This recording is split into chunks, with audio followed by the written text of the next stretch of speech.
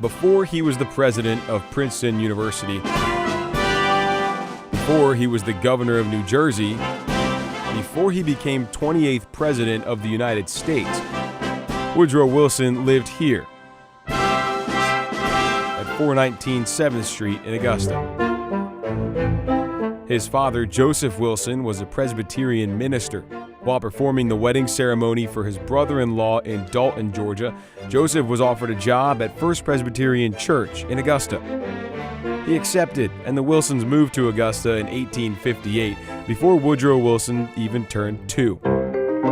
The church was so pleased with Joseph Wilson, they offered him a new home at the corner of 7th and Telfair Streets. It was here that Woodrow Wilson had his earliest memory, standing in the front yard, hearing 2 men go by, saying Abraham Lincoln had just been elected president. During the 1860s, Woodrow Wilson started his formal education, and he had some pretty impressive classmates.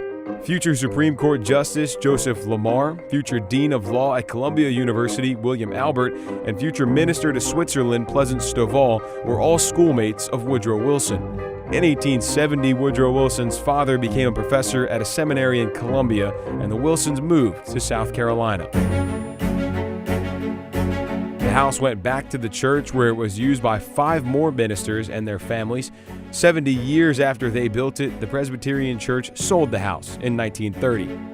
The house was sold again in 1976, and those owners converted it into a beauty parlor and flower shop. They also briefly opened it as a house museum. In the 1990s, Historic Augusta bought the house to restore it.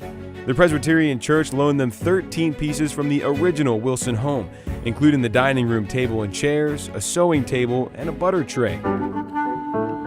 Out back is the carriage house, where a young Woodrow Wilson would hold club meetings for his baseball team. At just 13 years old, he wrote out a set of rules for the team to follow, and those who didn't would be fined.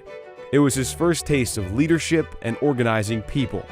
After 10 years of planning and restoration, Historic Augusta opened the House Museum for tours. So today, you can walk through the garden or have tea with Mrs. Wilson at the oldest presidential home in the state of Georgia.